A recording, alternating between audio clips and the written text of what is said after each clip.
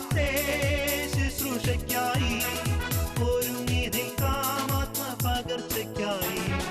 മഹിമയിൽ രാജനെഴുന്നള്ളുന്നു, മഹത്വത്തിൻ സാന്നിധ്യം പകർന്നിടുവാ. അന്ത്യകാലത്തെ ശുശ്രൂഷയ്ക്കായി ഒരുങ്ങി നിൽക്കാമാത്മ പകർച്ചയ്ക്കായി.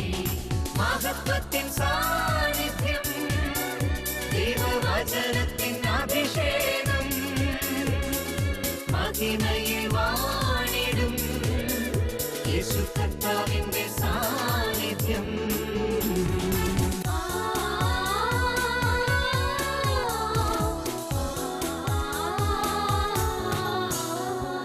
ഗോത്രങ്ങൾ, ഭാഷകൾ, വംശങ്ങൾ, ജനതകൾ അറിയട്ടെ യേശുവിന്റെ മഹത്വം. ദേശങ്ങൾ, രാജ്യങ്ങൾ, ഭൂതലത്തിൽ എല്ലാം പടരട്ടെ യേശുവിന്റെ മഹത്വം. ഗോത്രങ്ങൾ, ഭാഷകൾ, വംശങ്ങൾ, ജനതകൾ അറിയട്ടെ യേശുവിന്റെ മഹത്വം. ദേശങ്ങൾ, രാജ്യങ്ങൾ, ഭൂതലത്തിൽ എല്ലാം പടരട്ടെ യേശുവിന്റെ മഹത്വം. മഹത്വത്തിൻ സാന്നിധ്യം, ദൈവവചനത്തിൻ അഭിഷേകം, മഹിമയിൽ വാണിടും യേശു കർത്താവിന്റെ സാന്നിധ്യം. നിൻ വചനം ധ്യാനിക്കുമ്പോ ഹല്ലേലൂയ. കർത്താവിന്റെ സാന്നിധ്യം പൂർണ്ണമായും അനുഭവിച്ചുകൊണ്ട് ഏറെ ആനന്ദത്തോടെ നമ്മുടെ കർത്താവിന് ഒരിക്കൽ കൂടെ നമുക്കൊരു മഹത്വം കൊടുക്കാം. ഹല്ലേലൂയ. വീണ്ടും ദൈവവചനത്തിന്റെ മുൻപിൽ ഒന്നിച്ചു കൂടുവാൻ അവസരം നൽകിയ കർത്താവിന് നമുക്ക് നന്ദി പറയാം. ഈ വചന ശുശ്രൂഷയിലേക്ക് കടന്നു വന്നിരിക്കുന്ന എല്ലാവർക്കും നമ്മുടെ കർത്താവായ യേശു ക്രിസ്തുവിന്റെ സമാധാനം ആശംസിക്കുകയാണ്. ഒരു നിമിഷം ഇന്നത്തെ എല്ലാ ശുശ്രൂഷകളെയും കർത്താവിന്റെ കരങ്ങളിൽ ഏൽപ്പിച്ച് എല്ലാ ശുശ്രൂഷകളുടെ മേലും പരിശുദ്ധാത്മാവ് ശക്തിയോടെ വെളിപ്പെടുവാൻ, പരിശുദ്ധാത്മാവിന്റെ സാന്നിധ്യത്താൽ നമ്മുടെ ജീവിതങ്ങൾ പൊതിയപ്പെടുവാൻ, നമ്മുടെ കുടുംബങ്ങളിലേക്ക് പരിശുദ്ധാത്മാവിന്റെ പെരുമഴ പെയ്തിറങ്ങുവാൻ ആഗ്രഹിച്ചുകൊണ്ട് വലിയ വിശ്വാസത്തോടെ ആത്മാവിനെ വിളിച്ച് പ്രാർത്ഥിക്കാം. Hallelujah, hallelujah. പൊന്നു പരിശുദ്ധാത്മാവേ, ഇറങ്ങി വരണമേ, ഞങ്ങൾ അഭിഷേകം ചെയ്യണമേ. കാലഘട്ടത്തിൽ അഭിഷേകത്താൽ ഞങ്ങൾ ജ്വലിപ്പിക്കണമേ. ഞങ്ങൾ കുടുംബങ്ങൾ ഉണർത്തണമേ, സമൂഹങ്ങൾ ഉണർത്തണമേ. ഹല്ലേലൂയ, ഹല്ലേലൂയ.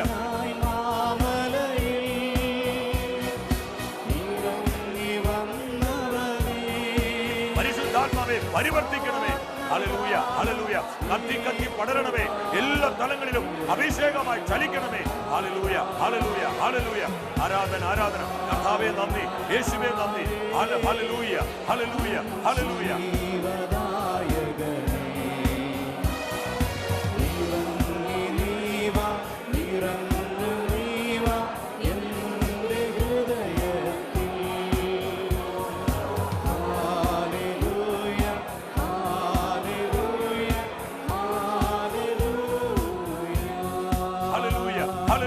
ഹല്ലേലൂയ, ഹല്ലേലൂയ, ഹല്ലേലൂയ.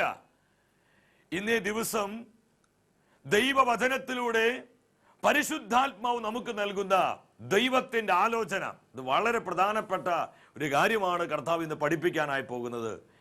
പാപം വരുത്തുന്ന വിനാശത്തെ കുറിച്ചാണ് തിരുവചനത്തിലൂടെ ഇന്ന് പരിശുദ്ധാത്മാവ് നമ്മെ നയിക്കുന്നത്. തോബിത്തിന്റെ പുസ്തകം 12-ാം അധ്യായം 10-ാം തിരുവചനത്തിൽ നമുക്ക് കാണുവാൻ പറ്റും. പാപം ചെയ്യുന്നവൻ സ്വന്തം ജീവിതത്തിന്റെ ശത്രുവാണ്. പാപം ചെയ്യുന്നവൻ തനിക്ക് തന്നെ നാശം വരുത്തി വയ്ക്കുന്നു. പാപത്തിന്റെ ഭയാനകത, പാപത്തിന്റെ ഭീകരത നമ്മൾ മനസ്സിലാക്കണം. ദൈവമക്കളായ നമ്മൾ ഒരിക്കലും പാപത്തെ നിസാരമായി കാണരുത്.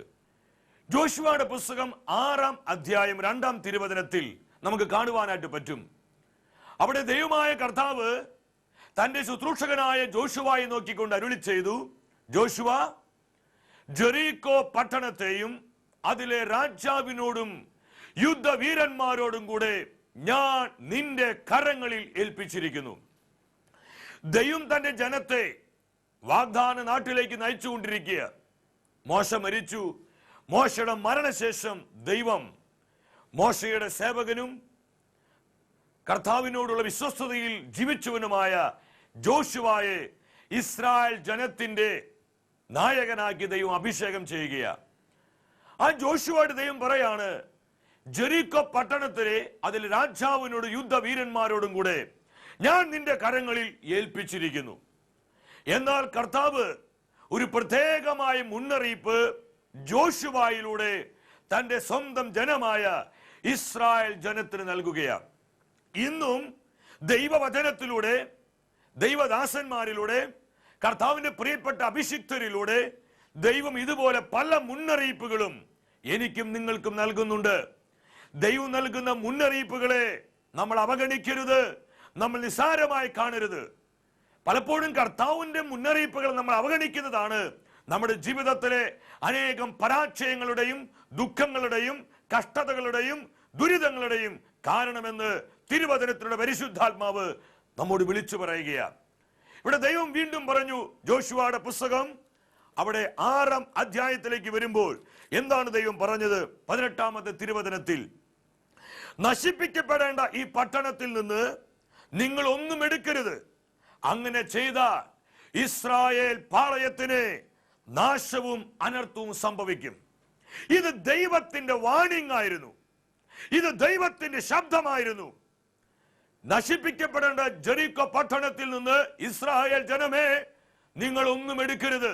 നിങ്ങൾക്ക് പലതും എടുക്കാൻ തോന്നും, പലതും ആകർഷകമായി തോന്നും, പലതും സ്വന്തമാക്കാനുള്ള ആഗ്രഹമുണ്ടാകും. പക്ഷെ ദൈവം പറഞ്ഞു, നിങ്ങൾ എടുക്കരുത്. എടുത്താൽ നിങ്ങളുടെ കൂടാരങ്ങളിൽ നാശം വരും, നിങ്ങളുടെ ജീവിതങ്ങളിൽ പരാജയം ഉണ്ടാകും, നിങ്ങൾക്ക് അനർത്ഥങ്ങൾ സംഭവിക്കും. ഇത് ദൈവം ഒരു മുന്നറിയിപ്പായിട്ട് കൊടുത്തു. അങ്ങനെ എന്ത് സംഭവിച്ചെന്നറിയാം? നമുക്കറിയാം, വലിയ പട്ടണമായ ജെറിക്കോയെ ഇതാ ദൈവം തന്റെ സ്വന്തം ജനമായ ഇസ്രായേലിന്റെ കരങ്ങളിൽ ഏൽപ്പിക്കുകയാണ്. ദൈവം അവർക്ക് പൂർണ്ണമായ വിജയം കൊടുത്തു. ദൈവശക്തി ജെറിക്കോ കോട്ടയുടെ മേൽ വ്യാപരിച്ചു. ജെറിക്കോ കോട്ട നിലംപതിച്ചു. ദൈവത്തിന്റെ ജനം ആ കോട്ട കൈയടക്കി. അവർ വളരെ ആനന്ദത്തോടെ നൃത്തം ചെയ്ത് കർത്താവിനെ പാടി ആരാധിച്ചു കൊണ്ടിരിക്കുമ്പോൾ അവരുടെ കൂട്ടത്തിൽ ഒരു മനുഷ്യൻ, അവന്റെ പേരാണ് ആഖാൻ.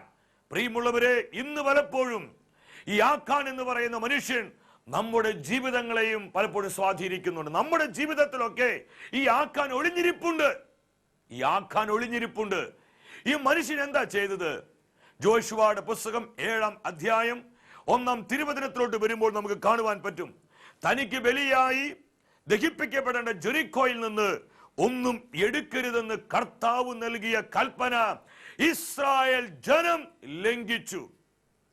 ആഖാൻ എന്ന് പറയുന്ന വ്യക്തിയാണ് പാപം ചെയ്തത്. പക്ഷെ തിരുവചനത്തിൽ പരിശുദ്ധാത്മാവ് എഴുതി വെച്ചു, ആഖാൻ തെറ്റിച്ചു, അല്ലെങ്കിൽ ആഖാൻ ലംഘിച്ചു എന്നല്ല പറയുന്നത്, ഇസ്രായേൽ ജനം ലംഘിച്ചു.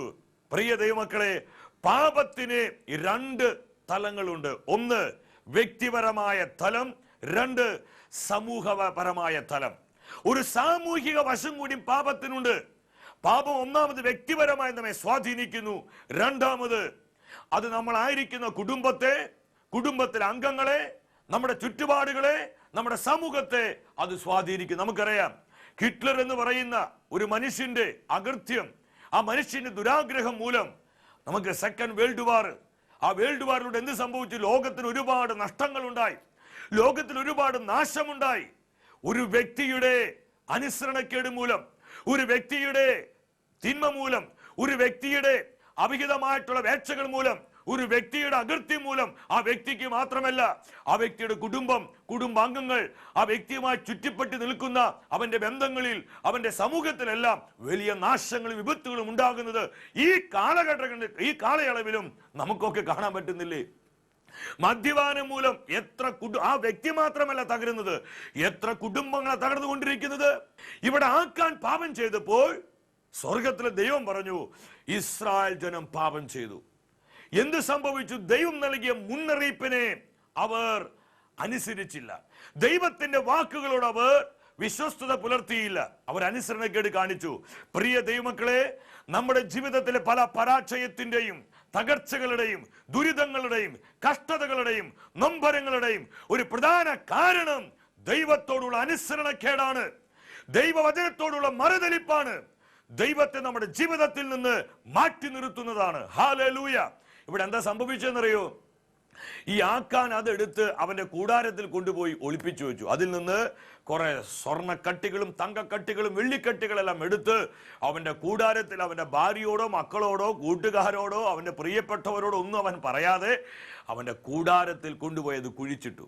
ഈ സമയത്ത് ഇസ്രായേൽ ജനം തുള്ളിച്ചാടി ആടിപ്പാടി അവിടെ യഹോവയായ ദൈവത്തെ അവർ പാടി ആരാധിച്ച് നൃത്തം ചെയ്തുകൊണ്ടിരിക്കുക. ഈ സമയത്ത് മറ്റൊരു കാര്യം അവിടെ സംഭവിക്കുക.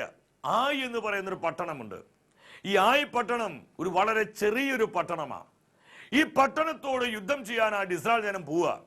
ഈ പോണ സമയത്ത് ഇസ്രായേലിലെ മൂപ്പന്മാരെ ജോഷുവയോട് പറയും, ജോഷുവ, ഇത്രയും വലിയ ജെറിക്കോ പട്ടണം ദൈവം നമ്മുടെ കയ്യിൽ ഏൽപ്പിച്ചതാ. അതുകൊണ്ട് ആയി പട്ടണത്തിന് യുദ്ധത്തിന് പോകുമ്പോൾ നമ്മൾ ഇത്രയും പേരൊന്നും പോകേണ്ട ആവശ്യമില്ല, 2000-3000 പേര് മാത്രം പോയാൽ മതി. അങ്ങനെ അവിടെ വാക്ക് കേട്ട് ജോഷുവ 2000-3000 വരുന്ന പട്ടാളക്കാരെ ആയി പട്ടണത്തിലോട്ട് വിടുകയാണ്. എന്നാൽ ഈ ആയി പട്ടണ നിവാസികൾ എന്ത് ചെയ്തു എന്നറിയോ? അവർ ഈ പട്ടാളക്കാരെ തുരത്തി ഓടിച്ചു എന്ന് മാത്രമല്ല 36 പട്ടാളക്കാരെ അവർ കൊല്ലുകയാണ്. അങ്ങനെ ചെറിയ പട്ടണമായ ഒരു കൊച്ചു പട്ടണമായ ആയിയുടെ മുൻപിൽ ഇതാ ദൈവത്തിന്റെ സ്വന്തം ജനം പരാജയപ്പെടുകയാണ്. ജനം ഭയചകിതരായി. അവർ ആട്ടും പാട്ടും ഉല്ലാസമൊക്കെ നിന്നു. അവർ ആകമാൻ അസ്വസ്ഥരായി. ജനം പേടിച്ചു വിറച്ചു. ഇത് കണ്ട ജോഷുവ കർത്താവിന്റെ സന്നിധിയിൽ സാഷ്ടാംഗം വീഴുകയാ. അവൻ വസ്ത്രം കീറി ദൈവത്തിന്റെ മുൻപിൽ ദൈവത്തിന്റെ ആലോചനയ്ക്ക് വേണ്ടി കിടക്കുകയാ. പ്രിയ ദൈവത്തിന്റെ പൈതലേ, നിന്റെ ജീവിതത്തിൽ ഒരു തകർച്ച വരുമ്പോൾ, പരാജയം വരുമ്പോൾ, ദുഃഖം വരുമ്പോൾ, വേദന വരുമ്പോൾ നീ ദൈവത്തിന്റെ മുമ്പിൽ ഇതുപോലെ വീഴാൻ പറ്റണം. നമ്മളെ കളിഷാപ്പിലേക്കല്ല ഓടേണ്ടത്, തെറ്റായ ബന്ധങ്ങളിലേക്കല്ല പോകേണ്ടത്, അവരോട് ഇവരോടുമല്ല പറയേണ്ടത്. പറയേണ്ടവനോട് പറ നിന്റെ വേദന, നിന്റെ ദുഃഖം, നിന്റെ പരാജയം. ഇവിടെ ജോഷുവ അതാ ചെയ്തത്. ദൈവത്തിന്റെ മുൻപിൽ അവൻ സാഷ്ടാംഗം വീണു. അവൻ വാവിട്ട് കരഞ്ഞു. ഒരു കൊച്ചു കുഞ്ഞിനെ പോലെ നിലവിളിച്ചുകൊണ്ട് അവൻ ചോദിച്ചു. ജോഷുവയുടെ പുസ്തകം അവിടെ 6-ാം തിരുവചനത്തിൽ വചനം പറയാ, സായാഹ്നം വരെ കർത്താവിന്റെ വാഗ്ദാന പേടകത്തിന് മുൻപിൽ അവൻ സാഷ്ടാംഗം വീണ് കിടന്ന് പ്രാർത്ഥിച്ചു. അവൻ നിലവിളിച്ചു പ്രാർത്ഥിച്ചു, കർത്താവേ, എന്താണ് ഞങ്ങൾ പരാജയപ്പെടുവാനുള്ള കാരണം? ഈ തകർച്ചയുടെ കാരണം എന്താ? വാക്യം 10 വരുമ്പോൾ അവിടെ കൃത്യമായിട്ട് നമുക്ക് കാണാൻ പറ്റും. ദൈവം ജോഷുവയെ വിളിച്ചു, ജോഷുവ, നീ എന്തിനാണ് എന്റെ മുൻപിൽ ഇങ്ങനെ വീണ് കിടക്കുന്നത്? കണ്ടോ, ദൈവത്തോട് ആലോചന ചോദിക്കുമ്പോൾ ദൈവം നമ്മോട് സംസാരിക്കും. ദൈവം കാണിച്ചു തരും, വഴികൾ കാണിച്ചു തരും, പുതിയ വാതിലുകൾ ദൈവം തുറന്നു തരും. ഈ പരാജയത്തിന്റെ, ഈ തകർച്ചയുടെ, നമ്മൾ അനുഭവിക്കുന്ന ദുഃഖ ദുരിതങ്ങളുടെ യഥാർത്ഥ തലങ്ങൾ ദൈവം കാണിച്ച് അതിനുള്ള ഉത്തരം ദൈവം തന്നെ തരും. നിങ്ങൾ എത്ര പേര് ഇത് വിശ്വസിക്കുന്നു? അവർ അഭിഷേകത്തോടെ കർത്താവിന് ഹല്ലേലൂയ പറഞ്ഞാട്ടെ. ഹല്ലേലൂയ. ദൈവം പറഞ്ഞു, ജോഷുവ, നീ എഴുന്നേൽക്ക്. നീ എന്തിനാണ് എന്റെ മുൻപിൽ ഇതുപോലെ സാഷ്ടാംഗം വീണ് കിടക്കുന്നത്? ദൈവം പറഞ്ഞു, ഇസ്രായേൽ പാപം ചെയ്തിരിക്കുന്നു. ഇതുപോലെ ഓരോ കുടുംബം, ഈ ശുശ്രൂഷയിൽ പങ്കെടുക്കുന്ന പ്രിയപ്പെട്ട കുടുംബനാഥന്മാരെ, അപ്പച്ചന്മാരെ, എനിക്ക് നിങ്ങളൊരു കാര്യം പറയാനുണ്ട്.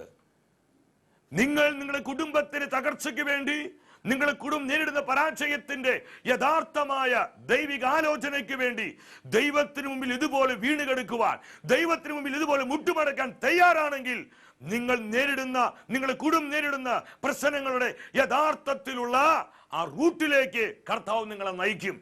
പരിശുദ്ധാത്മ ഉത്തരം തരും. ഇവിടെ ജോഷുവയുടെ ദൈവം പറഞ്ഞു, ഇസ്രായേൽ ജനം പാപം ചെയ്തു, അവരെന്റെ കൽപ്പന ലംഘിച്ചിരിക്കുന്നു.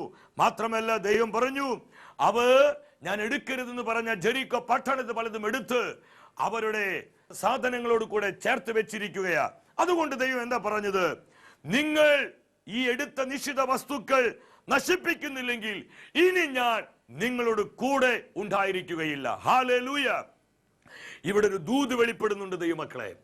ഇന്ന് നമ്മുടെ കുടുംബങ്ങളിൽ ദൈവത്തിന് നിശ്ചിതമായ വസ്തുവകകളുണ്ടോ? ദൈവം ആഗ്രഹിക്കാത്ത വസ്തുക്കൾ നമ്മുടെ കുടുംബാന്തരീക്ഷത്തിലുണ്ടോ? നമ്മുടെ വ്യക്തി ജീവിതത്തിലുണ്ടോ? ദൈവം ആഗ്രഹിക്കാത്ത ബന്ധങ്ങള്, ദൈവം ആഗ്രഹിക്കാത്ത ഇടപാടുകള്, ദൈവം ആഗ്രഹിക്കാത്ത വ്യാപാരങ്ങള്, ദൈവം ആഗ്രഹിക്കാത്ത സംസാര രീതികള്, ദൈവം ആഗ്രഹിക്കാത്ത വിധത്തിലുള്ള അവിഹിത വേക്ഷകള്, ദൈവം ആഗ്രഹിക്കാത്തുള്ള കാഴ്ചകള്, ദൈവം ആഗ്രഹിക്കാത്ത വിധത്തിലുള്ള ശ്രവണങ്ങള്, ദൈവം ആഗ്രഹിക്കാത്ത വിധത്തിലുള്ള സ്പർശനങ്ങള് നമ്മുടെ ജീവിതങ്ങളിലുണ്ടോ? ഇന്ന് എന്റെയും നിങ്ങളുടെയും ജീവിതം ദൈവത്തിന് വിശുദ്ധമാണോ? നമ്മുടെ കുടുംബങ്ങൾ ദൈവത്തിന് വിശുദ്ധമാണോ? പ്രിയ ദൈവത്തിന്റെ ജനമേ, ഇന്ന് നമ്മുടെ ജീവിതത്തിൽ അനേകം പരാജയങ്ങളുടെയും തകർച്ചകളുടെയും രോഗങ്ങളുടെയും ദുരിതങ്ങളുടെയും കഷ്ടതകളുടെയും കാരണം ഈ വചനത്തിലുള്ള പരിശുദ്ധാത്മ വെളിപ്പെടുത്തുകയാ. ദൈവത്തിന് നിശ്ചിതമായത് പലതും നമ്മുടെ കുടുംബങ്ങളിലുണ്ട്. നമ്മുടെ കുടുംബങ്ങളിൽ പറ്റിപ്പിടിച്ചിരിപ്പുണ്ടെന്നേ, നമ്മുടെ ജീവിതങ്ങൾ അള്ളിപ്പിടിച്ചിരിപ്പുണ്ട്. ഇത് മാറ്റാത്തോടത്തോളം കാലം നമ്മുടെ ജീവിതങ്ങളിലും കുടുംബങ്ങളിലും കർത്താവിന്റെ സാന്നിധ്യം വെളിപ്പെടുകയില്ല, കർത്താവ് ഇടപെടുകയില്ല, കർത്താവ് പ്രവർത്തിക്കുകയില്ല. ഇന്ന് ഒത്തിരിയേറെ ദൈവമക്കൾ ചോദിക്കുന്നുണ്ട്, സഹോദര എന്തുകൊണ്ട് ദൈവം ഇടപെടാത്തത്? ഞങ്ങൾ പ്രാർത്ഥിക്കുന്നുണ്ട്, ആരാധിക്കുന്നുണ്ട്, വചന ശുശ്രൂഷയിൽ പങ്കെടുക്കുന്നുണ്ട്, ധ്യാനങ്ങൾ കൂടുന്നുണ്ട്, പക്ഷെ ദൈവം എന്തുകൊണ്ട് ഇടപെടുന്നില്ല? ദൈവം നമ്മോട് ചോദിക്കുക, എനിക്ക് നിശ്ചിതമായത് നിന്റെ ജീവിതത്തിലുണ്ടോ? എനിക്ക് നിശ്ചിതമായ പ്രവർത്തികൾ, വസ്തുവകൾ നിന്റെ കുടുംബ അന്തരീക്ഷത്തിലുണ്ടോ? എടുത്തു മാറ്റേ. ഞാൻ പ്രവർത്തിക്കും, ഞാൻ വിജയം നൽകും, ഞാൻ സുഖപ്പെടുത്തും, ഞാൻ അനുഗ്രഹം വർഷിക്കും, ഞാൻ അത്ഭുതങ്ങൾ ചെയ്യും. ഇത് ദൈവത്തിന്റെ വാക്കുകളാ ദൈവമക്കളെ, ഇത് ദൈവത്തിന്റെ സ്വരമാ, ഇത് ദൈവത്തിന്റെ സ്വരമാ. നമ്മൾ ശ്രദ്ധിക്കുക. ദൈവം പറഞ്ഞു, ജോഷുവ നീ ഇങ്ങനെ വീണ് കിടന്നുകൊണ്ടൊന്നും കാര്യമില്ല, നീ ഇങ്ങനെ അലമൂലിയിട്ട് കരഞ്ഞതുകൊണ്ടും കാര്യമില്ല. നിശ്ചിത വസ്തുക്കൾ മാറ്റി. ചിലപ്പോൾ കർത്താവ് പറയാം, നിർത്ത് നിന്റെ പ്രാർത്ഥന. ദൈവം പറയാത്, ദൈവം തന്നെ പറയുന്നത്. നമ്മൾക്ക് ചിലപ്പോൾ തോന്നും പ്രാർത്ഥിക്കാൻ പറയുന്ന ദൈവം നമ്മളോട് പ്രാർത്ഥന നിർത്താൻ പറയും. ഇവിടെ അതാ പറഞ്ഞത്, നീ നിന്റെ പ്രാർത്ഥന നിർത്ത്, മതി നീ പ്രാർത്ഥിച്ചത്, നീ എന്തിനെ വീട് കിടക്കണേ, എഴുന്നേൽക്ക്. ദൈവം പറഞ്ഞു, നിഷിദ്ധ വസ്തുക്കൾ മാറ്റേ, നിഷിദ്ധമായ പ്രവൃത്തികൾ മാറ്റേ. അതുകൊണ്ട് സുഭാഷിത പുസ്തകത്തിൽ വചനം പറയുന്നത്, വചനം വകവെക്കാത്തവന്റെ പ്രാർത്ഥന വെറുപ്പുളവാക്കുന്നു. വചനത്തനുസരിക്കാതെ നമ്മൾ എന്തോരം പ്രാർത്ഥിച്ചാലും സ്വർഗം ആ പ്രാർത്ഥനയ്ക്ക് മറുപടി തരില്ല ദൈവമക്കളെ. സ്വർഗം ആ പ്രാർത്ഥനയുടെ നേരെ ചലിക്കില്ല. ആരൊക്കെ വചനത്തനുസരിക്കുന്നുവോ, ആരൊക്കെ ദൈവത്തിന്റെ വാക്കുകൾ അനുസരിക്കുന്നുവോ, അവരുടെ പ്രാർത്ഥനകൾക്കാണ് സ്വർഗം മറുപടി നൽകുന്നത്. ഹല്ലേലൂയ. അപ്പൊ പലപ്പോഴും പ്രാർത്ഥിച്ചിട്ടും ദൈവം ഇടപെടാത്തതിന്റെ ഒരു കാരണം ഇവിടെ വെളിപ്പെടുകയാണ്. നിങ്ങൾ ആരും വിഷമിക്കണ്ട കേട്ടോ, നമ്മുടെ ഹൃദയം കലങ്ങണ്ട. ഇത് കർത്താവ് നമ്മളെ പഠിപ്പിക്കുന്നത് നമ്മൾ കൂടുതൽ കരുത്താർജിക്കാനാ, നമ്മൾ കൂടുതൽ വിശുദ്ധിയിലേക്ക് വരാനാ, നമ്മൾ കൂടുതൽ അഭിഷേചിതരായി തീരാനാ, നമ്മൾ കൂടുതൽ ദൈവത്തിന്റെ അനുഗ്രഹത്തെ പ്രാപിക്കുവാനാ. ദൈവം തന്റെ വചനത്തിലൂടെ ഈ അഭിഷിക്ത ദൂത് എനിക്കും നിങ്ങൾക്കും പകർന്നു നൽകുന്നത്. പ്രിയ ദൈവമക്കളെ, ഈ സമയം നമ്മൾ വചനം പരിശോധിക്കുമ്പോൾ കാണുവാൻ പറ്റും, ആഖാൻ നല്ല പിള്ള ചമഞ്ഞ് നടക്കുക. അവനെ അനുദപിക്കുവാനും ഈ തെറ്റ് ജോഷുവോട് ഏറ്റുപറയുവാനുമുള്ള അവസരമുണ്ട്. അവൻ മിണ്ടുന്നില്ല, അവൻ അനങ്ങുന്നില്ല. എന്നാൽ ദൈവം ജോഷുവോട് പറയും, ഈ പ്രശ്നത്തിന് ദൈവം ഇനി ഉത്തരം കൊടുക്കാൻ പോവാ. വാക്യം 14 വരുമ്പോൾ നമുക്ക് കാണുവാൻ പറ്റും, ദൈവം ജോഷുവോട് പറയും, ജോഷുവ നീ നാളെ അതിരാവിലെ എഴുന്നേറ്റ് ഒരു കാര്യം നീ ചെയ്യണം. നീ ഇസ്രായേൽ ജനത്തെ വിളിക്കണം, ഗോത്രം ഗോത്രമായി കുലം കുലമായി അവരെ നീ മാറ്റി നിർത്തണം. ആ ഓരോ കുലങ്ങളിൽ നിന്നും ഓരോ കുടുംബങ്ങളെ പ്രത്യേകമായി നീ വേർതിരിക്കണം. അങ്ങനെ ഗോത്രം ഗോത്രമായി കുലം കുലമായി ഇസ്രായേൽ ജനത്തെ ജോഷുവ വിളിച്ചു വരുത്തി. അതിൽ നിന്ന് കുടുംബങ്ങളെ വേർതിരിച്ചു. പ്രത്യേകമായി ദൈവത്തിന്റെ വചനം പറയുകയാണ് 17ാമത്തെ വാക്യത്തിൽ, ആ സമയത്ത് അവൻ സേരാ കുലത്തെ മാറ്റി നിർത്തി. അങ്ങനെ സേരാ കുലത്തിലെ ഓരോ കുടുംബത്തെയും വരുത്തി. അതിൽ നിന്ന് സെബദി കുടുംബത്തെ വേർതിരിച്ചു. സെബദി കുടുംബത്തിൽ നിന്ന് ഓരോരുത്തരെയും വരുത്തി. ഇങ്ങനെ ഗോത്രങ്ങളെയും കുലങ്ങളെയും കുടുംബങ്ങളെയും മാറ്റി നിർത്തുന്നതെല്ലാം ആഖാൻ കണ്ടുകൊണ്ടിരിക്കുക.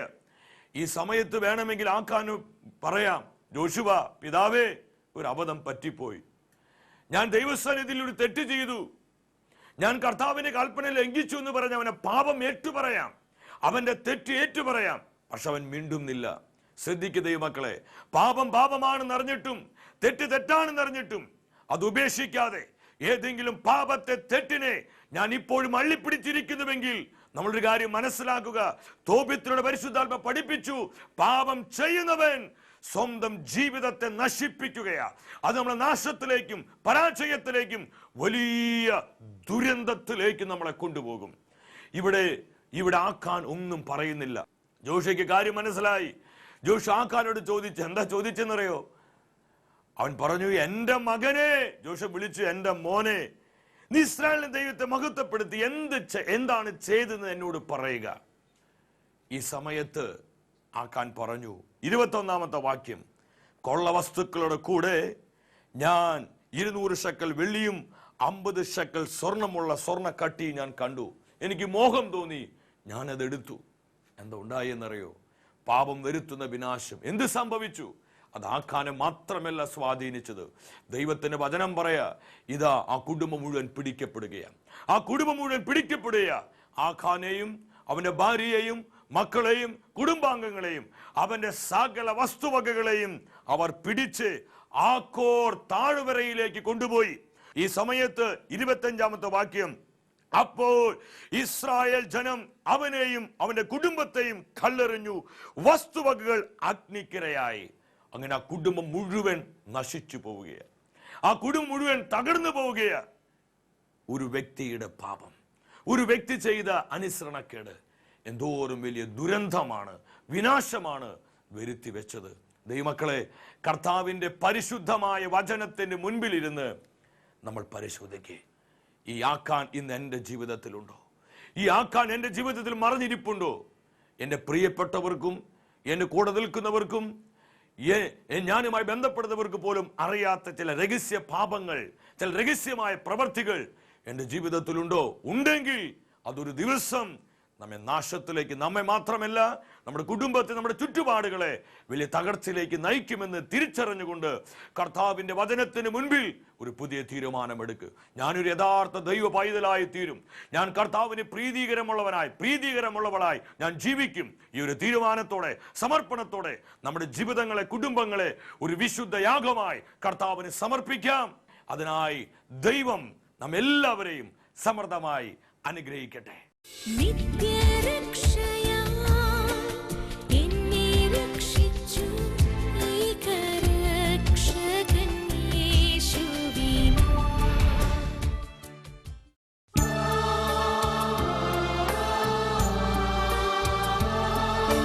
ക്രൂശിൻ നിഴലിൽ നീറും മുറിവിൽ മനം പാടി നിൻ സ്തോത്രം,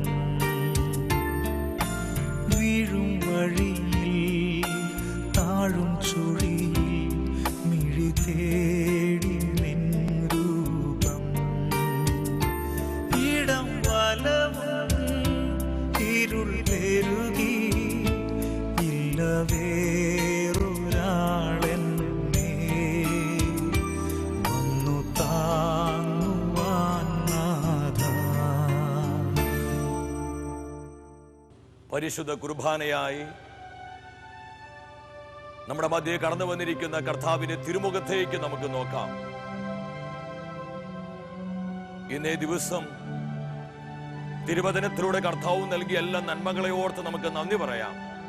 പ്രിയ ദൈവമക്കളെ, കർത്താവിന്റെ പ്രവൃത്തികൾ വെളിപ്പെടുവാൻ തടസ്സമായി നമ്മുടെ വ്യക്തി ജീവിതത്തിലും നമ്മുടെ കുടുംബങ്ങളിലുമുള്ള ദൈവത്തിന്റെ പരിശുദ്ധിക്ക് നിരക്കാത്തതായ എല്ലാ പ്രവൃത്തികളെ ഓർത്തും, വന്നുപോയ എല്ലാ തെറ്റുകളെ ഓർത്തും, അപരാധങ്ങളെയും അകൃത്യങ്ങളെ ഓർത്ത് നുറുക്കമുള്ള ഹൃദയത്തോടെ കർത്താവിന്റെ മുൻപിൽ കരുണയ്ക്ക് വേണ്ടി വലിയ ദാഹത്തോടെ പ്രാർത്ഥിക്കാം. വചനം പറയുന്നു, പാപം ചെയ്യുന്നവൻ പാപത്തിന്റെ അടിമയാണ്. കർത്താവേ, നാളിതുവരെ അവിടുത്തെ പരിശുദ്ധിക്ക് നിരക്കാത്തതായി എന്റെ വ്യക്തിപരമായ ജീവിതത്തിലും കുടുംബത്തിലും ഒക്കെ സംഭവിച്ചു പോയ നിരവധിയായ അകൃത്യങ്ങളെയോർത്ത്, പാപങ്ങളെയോർത്ത് അനുധമിച്ച് പ്രാർത്ഥിക്കുകയാണ്. പ്രിയ സഹോദര സഹോദരി, നമ്മുടെ കുടുംബത്തിന് മേൽ കർത്താവിന്റെ കരം വെളിപ്പെടുവാൻ, നമ്മുടെ പല പരാജയങ്ങളുടെയും നമ്മൾ അനുഭവിക്കുന്ന പല ദുഃഖങ്ങളുടെയും ദുരിതങ്ങളുടെയും കഷ്ടതകളുടെയും പ്രധാനപ്പെട്ട ചില കാരണങ്ങൾ കർത്താവ് കാണിക്കുകയായിരുന്നു. ആ തലങ്ങളെല്ലാം ഓർത്ത് അനുദപിച്ച് പ്രാർത്ഥിക്കാം. ഇരുകരങ്ങളും ദിവികാരുണ്യനാഥന്റെ മുൻപിലേക്ക് യാതനപുറം തുറന്നു പിടിച്ച് വലിയ നുറുക്കത്തോടെ പ്രാർത്ഥിക്കുക. കർത്താവിന് കരുണയ്ക്ക് വേണ്ടി പ്രാർത്ഥിക്കുക. എല്ലാ പാപത്തിന്റെ കെട്ടുകളും അഴിഞ്ഞു മാറട്ടെ, എല്ലാ ബന്ധനത്തിനും മുഖങ്ങളും ഒടിഞ്ഞു മാറട്ടെ. വിശ്വാസത്തോടെ പ്രാർത്ഥിക്കുക. ഇത് പരിശുദ്ധ കുർബാനയിൽ നിന്ന് കർത്താവിന്റെ അനന്തമായ കരുണ, അവന്റെ കൃപ നദി പോലെ നമ്മുടെ ജീവിതങ്ങളിലേക്ക്, കുടുംബങ്ങളിലേക്ക് ഒഴുകപ്പെടുകയാണ്. പെരുമഴ പോലെ പെയ്തിറങ്ങുകയാ. കർത്താവ് പകരുന്ന ഈ കരുണ, അവന്റെ സ്നേഹം, അവന്റെ അനുഗ്രഹത്തെ സ്വീകരിച്ചുകൊണ്ട് ഇരു കരങ്ങളും കർത്താവിന്റെ മുൻപിലേക്ക് ഉയർത്തിപ്പിടിച്ച് വിശ്വാസത്തോടെ യേശുവിനെ വിളിച്ചു പ്രാർത്ഥിക്കേ. ഹല്ലേലൂയ, ഹല്ലേലൂയ, ഹല്ലേലൂയ.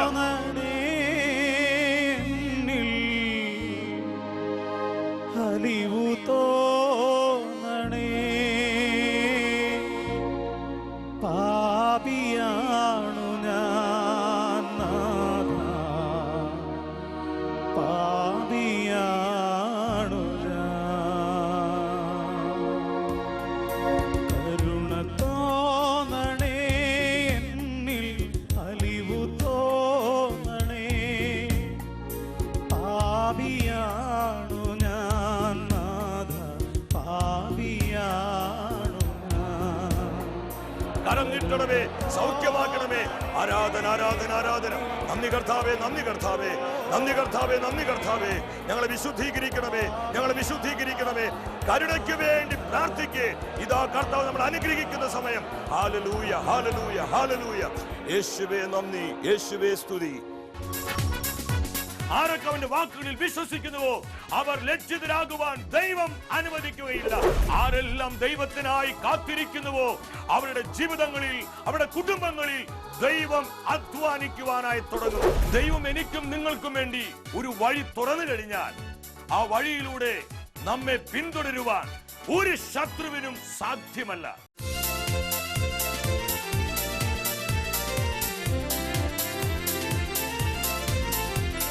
മഹത്വമേ, മഹത്വമേ, മഹത്വത്തിൻ രാജാവേ, മഹത്വത്തിൻ സാന്നിധ്യം.